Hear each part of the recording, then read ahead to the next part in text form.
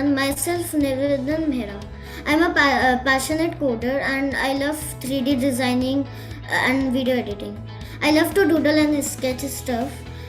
In sports, I like skateboarding and cycling. Well, hello everyone. I'm Mohana.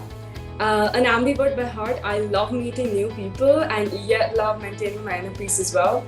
I love books, I love listening to music, and I definitely love playing every kind of sport available on there. So, good evening, everyone. I am Madhav, and I like to play chess and do speed cubings. And I am also currently preparing for CPT and further pursue CM. Good evening, everyone. I'm Pranav, and I'm a super extroverted person by heart. I'm a huge sports fanatic. I love Formula 1 and football. I've also played semi-professional football in the I-League conducted by the All India Football Federation. I'm also heavily into music, and I play the guitar and the tabla. We distinguish lazy people as who often can't stay constantly for one particular task, but this actually gives them more time to wonder, and in fact it promotes creative thinking. This creative thinking can lead to revolutionary ideas and innovations. Innovations, ideas don't come when we are at peace. Ideas come when we are stuck at something and we are doing something. For doing something, we need hard work. So, if the innovations are done, they are also making other people lazy. So, and they are lacking the ingredient of hard work in it. When you're lazy, you're more receptive to the smallest of changes around you. Take, for instance, let me elucidate with an example. Take, for instance, Newton. He was sitting under a tree, and when the apple fell, apples fall all the time, but why didn't anyone else think of the concept of gravity? He was in his space and he was at mental peace, and he was also being very lazy at that moment. That is when he gave attention to something that was yet so simple but turned to revolutionize modern physics today. So I do believe that laziness puts you in the state of frame and in frame of mind wherein you can really notice the smallest of changes around you to create the largest impact.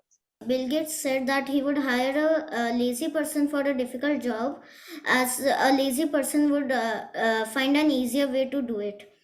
The reason for this is that a lazy person wants to complete his task as soon as possible, so his work might be quick and efficient. According to me, laziness made people handicapped of their actual capabilities. For example, a child might be good in sports, but video games held him captive in sofa corner. So according to me, laziness should avoid it because innovations are derived from hard work. If you think about it, when you're lazy, your body, mind, and soul are at peace and at one with each other. This is when you come up with your most creative of ideas. Take, for instance, the whole concept of buoyancy. Archimedes was not in his lab. In fact, the guy was in his bathtub. And then we know what happened. He ran around town with a rather infamous run and came up with his concept of buoyancy. So, in my opinion, laziness is a good promoter, or it's a great fuel for innovation. These ideas, these creative ideas, they come from when we are lazy. However, what I would like to say is that what do you do once you have these ingenious ideas in your mind? You go back to indolence. Well, that's what laziness does to you. It makes you feel like there's an easier alternate route to success when actually there is no shortcut. To put one's thoughts, decisions, and plans to effect, one needs hard work and determination. To actually implement the ideas that you have, you need diligence and efforts to put in. Nothing comes without effort. So, laziness promotes innovation. Like, it comes from the saying that there must be a better way to do this. When we are lazy, we always think that. So, I think this increases the productivity, and when you innovate something, you get the leverage to do it, and you are ahead of others.